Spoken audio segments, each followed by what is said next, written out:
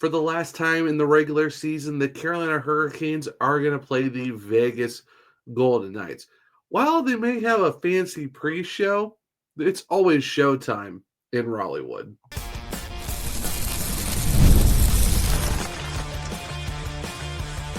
You're Locked On Hurricanes, your daily podcast on the Carolina Hurricanes. Part of the Locked On Podcast Network, your team every day. Welcome to a Friday edition of Locked On Hurricanes, your team every day, part of the Locked On Podcast Network. Thank you to the Everydayer for making this your first listen of the day. 5 days a week, Monday through Friday, talking everything about your Carolina Hurricanes. I'm your host, Zach Martin. I'm the credentialed Carolina Hurricanes beat writer over at the Hawkeyes, also the co-host of the Surgecast, which is a weekly Carolina Hurricanes podcast, along with all of my duties here at Locked On Hurricanes. Got a fun Friday episode for you guys as we get to preview the Hurricanes' upcoming game on Friday night against the Vegas Golden Knights, which will be on NHL Network. What are the keys to the game for the team to bounce back from their loss on Wednesday against the Buffalo Sabres? And we get to hear from Rod Brind'Amour from practice on Thursday. So with the Hurricanes coming into this game, they are 26, 16-3. The Vegas Golden Knights are 29, 12, and 3. Like I said, this is the last game of the matchup between both sides, and will be on NHL Network for the national broadcast as always.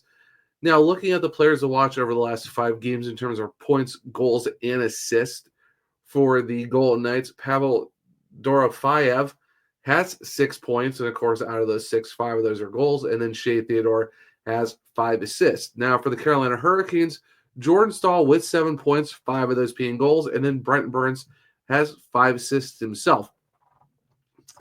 Now, when looking at the tail of the tape between the two sides, of course, with the power play and the penalty kill, Vegas is 26.2%, which is 4th in the AHL compared to 78% on the penalty kill, which is 21st.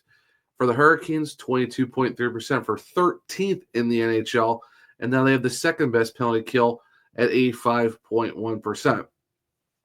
In terms of the faceoffs, percentage-wise, they're pretty close, 51.6 for Vegas and 52.4 for the Hurricanes, but for Carolina, they're 5th compared to Vegas's 10th. Now, for goals for per game and goals allowed per game, Vegas has been scoring 3.41 goals per average, which is 4th, and they've only given up 2.68 per average, which is also 6th. For Carolina, 3.31 goals for per game for 6th in the NHL, while they've averaged 2.78, which is 9th, and that's against. So, for the most part, you're talking about two teams who can score a good number of goals and not in a lot of goals, and the fact that they're top 10 in both of those categories is pretty solid overall. Now, the thing that's going to be very interesting is, of course, once again, the special teams. Of course, we might talk about that a little bit later, but when the fact you're looking at, the 4th best power play in Vegas against the Hurricanes' 2nd best penalty kill, and then with Carolina being 13th on their power play, Vegas is 21st on the penalty kill. So it'll be very interesting if the fact that the Carolina Hurricanes get a power play and be effective on it, that could be a really huge factor in this game against the team who is 1st in the Pacific Division. Now, over the last 10 games, the Carolina Hurricanes are 5-3-2. Of course, they lost in overtime on Sunday against the Anaheim Ducks and on Wednesday against the Buffalo Sabres, but before that, they won 3 out of their last 4 games between Pittsburgh, which was an overtime win, and then, of course, the back-to-back against Toronto and Vancouver. For Vegas, they are 6-4-0.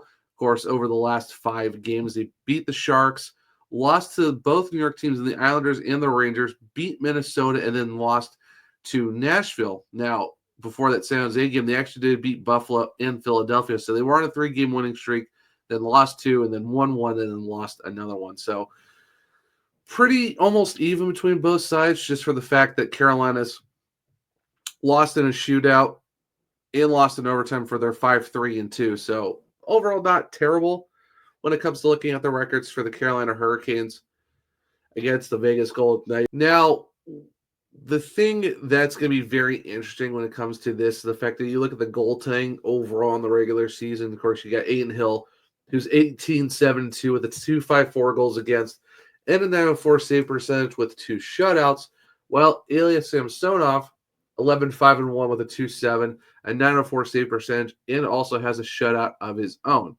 Now, on the flip side of things for the Carolina Hurricanes, you're looking at a team, with Pyotr Kochetkov being 16-9-2 with a 901 save percentage and a shutout with a 2.54 goals against.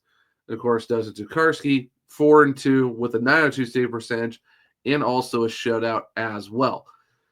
So the fact that Carolina went with Tokarski in the game against Buffalo, I would not be surprised if the Hurricanes go with Pyotr Kochetkov in this one. And then, really depending on how Vegas wants to go, they could go either way in terms of, what is probably their goaltending matchup. I would not be surprised if it's going to be Aiden Hill since he's played 27 games compared to Samsonov's 17. Basically, save percentage is about the same, has a slightly better goals against, and does have a slightly somewhat-ish better record. Of course, like I said, that's compared to 1,500 minutes on ice in the net compared to Samsonov's 10-23. So if we're going by the goaltending matchup, I would probably see it's going to be more of a Aiden Hill, Pyotr Kochetkov type of showdown. And the Hurricanes just came off a loss against Buffalo. It was on national TV on TNT. Now there's another national game, of course, being on the NHL Network, and it's going to be on 99 point on the Fan. Game is set for 7 o'clock. Which, they got that one little road trip. Now they come back and they play the Vegas Golden Knights, who, in their last meeting back on November 11th, they did beat them 5-2 in Vegas. So, and that was after the game where they lost to the Colorado Avalanche 6-4. So, talking about a good bounce back game for the Hurricanes. Now it's going to be very interesting, though, too, because of the fact that Carolina is 12-12-3 in their, last 27 games. So, it's one of those things where a team that's kind of, playing a lot of 500 hockey as of right now, it's still a team that still has a good majority of its core, had a pretty good start to the season. I mean, overall, you're still 26-16-3. Yes, the Buffalo game wasn't really the greatest, hopefully, with the fact that they had practice on Thursday, going to have morning skate later on at 10:30 at Lenovo Center today before the game tonight at 7. You can definitely tell that Rod's really making these guys, get ready for the Vegas game because usually, you don't really see a practice and then the morning skate, back-to-back days, even after a game, you would try to think that they would try to give some guys the rest. But, I mean, also don't blame them, too, just for the fact that, the lack of urgency and the stuff that's been happening as of late.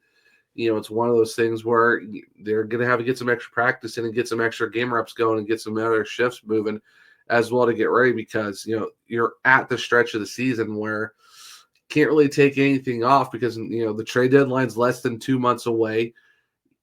The playoffs are not that far off either. You're talking 3 months until the playoffs, and while you're still, 5 points above the Columbus Blue Jackets, who just won last night 4-1 against the San Jose Sharks. Now, you play the same number of games, but you're only 5 points up. And that's for third in the division. Now, if you jump out of that division spot, you're looking at, you're looking at the first wild card in the Eastern Conference. And, depending on how that falls, you're looking at either, as of now, Washington or Toronto. So if you're Carolina, going to this game while you're playing the team in the Western Conference, all points are going to matter from here on out, more so than ever, just so that way you can kind of keep, Columbus, who's been really hot as late, they're 8-2-0. They're a very hot team, and you're a team that's 5-3-2. If you want to stay ahead, guys start stringing 2, 3, 4 wins and have your last 10 maybe look more like a 6-4 or a 7-3. At least make it somewhat manageable to keep Columbus behind you because you don't want to drop out of the top 3 in the Metro. Now you're going to be fighting with a bunch of other teams for a wild card spot. So it'll be very interesting. Now we kind of know, the previous meeting, we know the tale of the tapes, what the team's last 10 are and stuff like that. Who are the stat leaders over the last 5 games? But what are the keys to the game for the Carolina Hurricanes? So stick around as we'll go over that here in a second on a Friday edition of Locked On Hurricanes. From the first whistle to the final drive, FanDuel makes the NFL playoffs even more exciting. Right now, new customers can bet $5 and get $300 in bonus bets if you win your first bet. That's $300 to keep the action going. Just visit FanDuel.com to join today and get started with $300 in bonus bets. That's FanDuel.com. Make this playoff season unforgettable with FanDuel, an official sportsbook partner of the NFL. Welcome to a segment 2 of Locked On Hurricanes, your team every day. Now, like I said, what are the keys to the game? What are the players to watch in this matchup for the Carolina Hurricanes? And the key to the game is, this is a pretty simple one. Start early. Get going. Yes, you outshot the Buffalo Sabres, but a lot of those shots were right at the goalie's chest. A lot of standing around. There wasn't a lot of movement like we're used to. For the Carolina Hurricanes in this game against a team like Vegas, who leads the Pacific Division, you have to be ready right at puck drop. And every shift has got to matter, which leads into the second part is full 60-minute effort per shift. Like there's no, lazy passes like we saw against Buffalo, lazy forechecking, lazy back checking. This is a game where you're going to have to be ready to go right from puck drop, especially against a team like Vegas. There is going to be no easy way into this one. You're going to have to come full out, high quality shots. Like that's going to be the main key. Like I said, you got to start early, right from the drop, and every shift is going to have to matter because there is no in this today's NHL. There is no lazy shifts. There just isn't. There isn't lackadaisical efforts. There's no taking a shift off. It's full go all the time. And I know these guys go full go all the time, but you've seen it recently too, especially against Buffalo. There was just a lot of lazy passes. And you have to take shifts where it's going to have to be 100% full go. And the last one is special teams really needs to kick in. Yes, you only give up one penalty against Buffalo. You had 3 power plays, didn't do very much against it.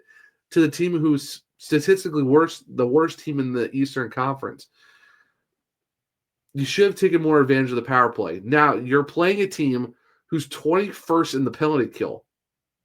Yes, you're top 15 in the league, but you should be able to take advantage of a team who's 21st on the penalty kill. Yeah, they have a good power play, but their penalty kill is not that great. And your penalty kill is second in the NHL right now. And like I said, your power play is top 15. You have to take advantage of the special teams game, especially against a team like Vegas who plays heavy, might take some penalties, and gives you the opportunity to take advantage and go give yourself some extra goals that you need to win games. That's what you're going to have to do. And for the Hurricanes, you can't just go into this game thinking, well, if we don't score on the power play, our 5-on-5 will work. Well, right now the 5-on-5 is inconsistent right now. So if you get the extra advantage of the power play, you have to take advantage of it. And if you're on the penalty kill, you got to stop them. So that basically is all that matters. Is just the 3 keys is just, start early right from puck drop, go on every shift. Do not take a shift off. Full go all game. Make every shift count. And take advantage of the special teams. Special teams is going to be huge, and that's what you're going to need to win this game against a team like Vegas. If special teams play a factor, then you need to be on that team on the winning end of that. Now, speaking of that, who are the players that are going to need to be watched on both sides? And starting with Vegas, I mean, it goes without saying, Jack Eichel, 54 points in 43 games. Now, 11 of those are goals, but he's almost averaging 21 minutes, has 128 shots for the forwards. On the entire team, that's second. And that's only behind Dorofeyev, who's got, 27 points in 44 games. But if you're looking at a guy to watch, it's definitely going to be Jack Eichel because, like I said, he's a plus 24 on the season. That's really high for a forward guy. And next you got, Barbashev at plus 10. And you also got Mark Stone, who's at plus 20. Like, those are almost the 3 guys you really need to watch. But Jack Eichel is definitely one of those guys. Another one you need to watch out for is Shea Theodore. 36 points in 43 games. Yes, he's a +5, but that's 32 assists in 43 games is a +5, averaging 21 minutes and 50 seconds. Another defense we need to watch out for, Alex Pietrangelo, a +15, 21 points in 41 games, averaging over 22 and a half minutes. And if you want to look at another guy who's really good on the plus-minus, how about Brandon McNabb is a +23, averaging almost 20 and a half minutes. You have 4 defensemen averaging over 20 minutes a game. Those are those are going to be the guys you really need to watch out for. The other guy, how about Noah Hannafin with 21 points as a +6? Those are going to be really 4 guys you're or Pietrangelo, Hannafin, and McNabb. That's just the long and simple short of it. You got Eichel, Hartl, Barbashev. Those are gonna be a lot of guys you need to watch out for. And like I said, for the defense, you got Theodore, Pietrangelo, McNabb, Hannafin, former Carolina Hurricane. Now, when you're talking about the Carolina Hurricanes, well, all the eyes are on Martin Necas, Sebastian Aho, and Andrei Svechnikov. Yeah, Seth Jarvis has got 31 points in 38 games. I'm not really worried about Seth Jarvis. You can tell he's full go almost every single game. I'm not really worried about him. But the guys I'm watching for are the guys who are getting paid a lot of money, who should be doing, I think, probably, while they are, points-wise, for 2 of them are doing really good, you kind of expect more. Martin Necas, 51 points in 45 games. Yes, he got 16 goals. Definitely got the one against Buffalo on his birthday, so he's up to 16, which is still second on the entire team behind Roslovic. 35 assists, averaging over 18 minutes a game.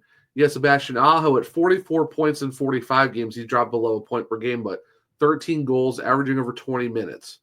Andrei Svechnikov, 32 points in 45 games. Rod Brind'Amour is still waiting for that next level. We're still waiting for that next level. We know there's another level for Andrei Svechnikov. It's just not there right now. We need to see him be the power forward that he was. Yeah, he has 126 shots, but are they high-quality shots, or is he just putting the puck on the chest? And he's only averaging 17 and a half minutes per game. That's below Necas, Aho, and Jarvis for the whole forward core. If you want to get someone going, Andrei Svechnikov needs to be that. Jarvis, he's got 31 points in 38 games, and that's with him missing time with his shoulder and moving up and down the lineup a bunch. But the 3 guys I'm looking at for the Hurricanes, it's Necas, Aho, and Svechnikov. We really need to see those guys really get rolling, especially as we get close to the back, farther into the second half of the season with, we got the 4 Nations coming up next month. You're going to have a couple weeks off, Some of those guys are going to be playing in the 4 Nations. You got 3 of them playing in there right now with Aho, Slavin, and Jarvis. The rest of those guys need to get rested and ready to go because they're going to be in a sprint coming out of that 4 Nations.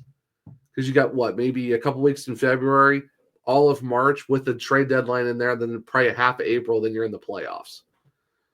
But the 3 guys that really need to really get going for this team is Aho, Svechnikov, and Necas. Like I said, Jarvis, I'm not worried about. Not worried about it. He's pretty much almost a point per game guy, and that's with him bouncing up and down the lineup and trying to be the facilitator and the 200-foot player and the guys on the penalty kill, on the power play, making faceoffs. He's basically the Swiss Army knife for Rod Brind'Amour. So let me know in the comments if you're on YouTube, who are your players that you're watching for in this game against the Vegas Golden Knights. Now, talking about Rod Brind'Amour, well, he had a press conference after practice on Thursday, so we're going to listen to that, so stick around as we jump into that here in a second on a Friday edition of Locked On Hurricanes.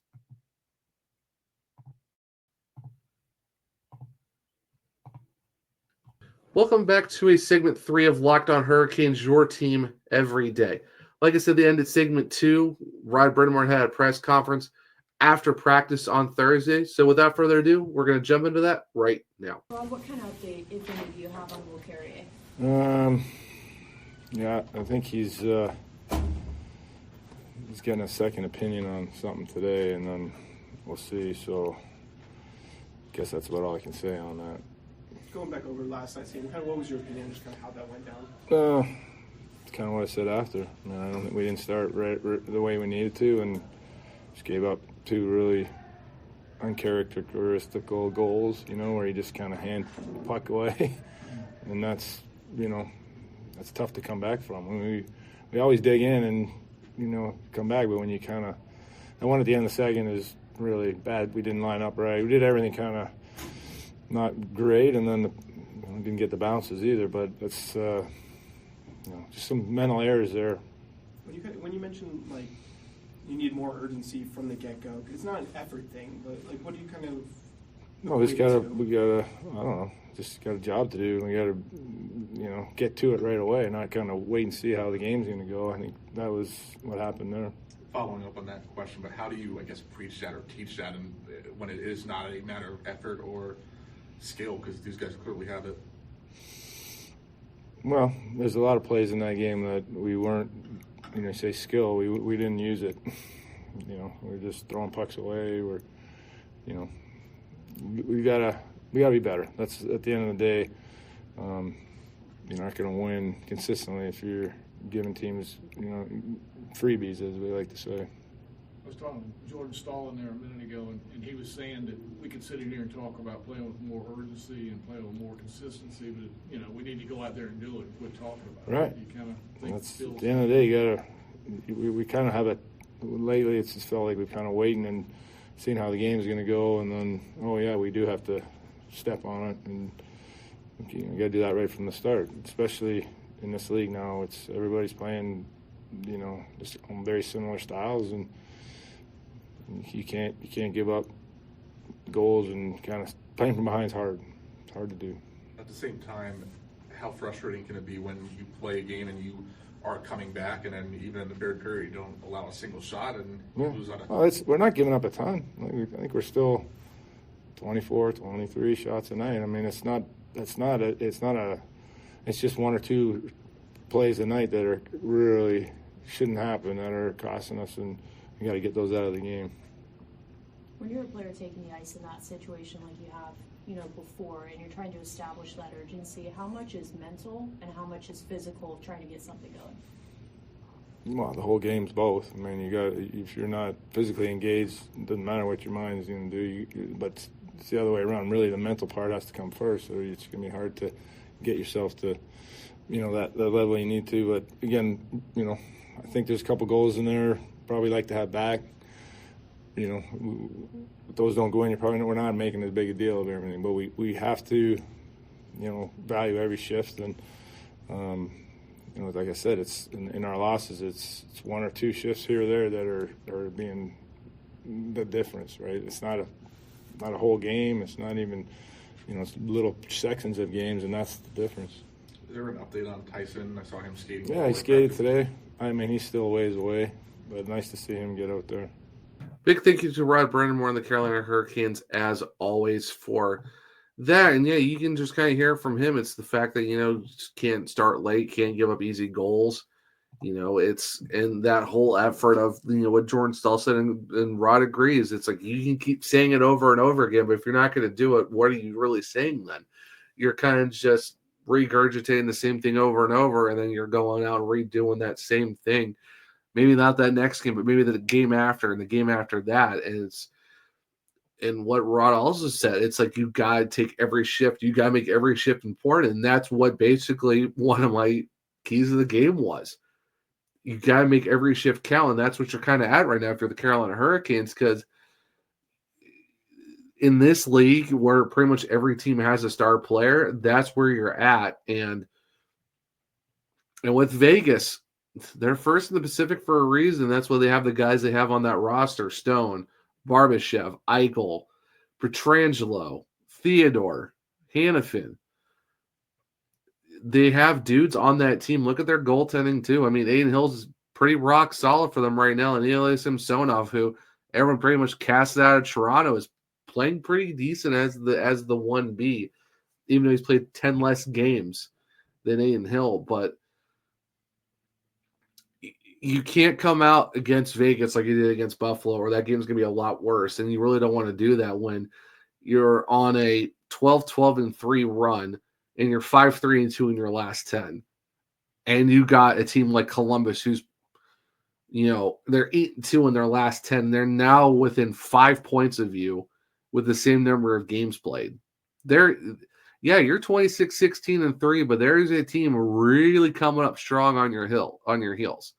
And you really can't take a game off. And that's where Ross says every shift has got to matter. Every shift is important because you're getting to that part of the season where points are going to matter so much more. And we're not talking just, in the league overall, but conference points are really going to matter, especially, maybe if a wild card's in play. You got to be ahead of those other teams like Boston, Ottawa, Detroit, even Philadelphia. And even more so, I haven't seen more than that because I said, tiers of points, what matters more? It's always Metro, then it's the conference, and then it's the league. And right now, you have a team like Columbus who's really coming on strong. And here's the thing. The Hurricanes play Columbus next Thursday, followed by the Islanders and then the Rangers. You end this month of January with 3 Metro games. That's really going to matter, or 3 of those games within there. That's going to be really huge for the Carolina Hurricanes because that's going to matter a whole lot when you come for playoff seedings and where you're at in the division. So while those games are going to matter, it's every game is going to matter.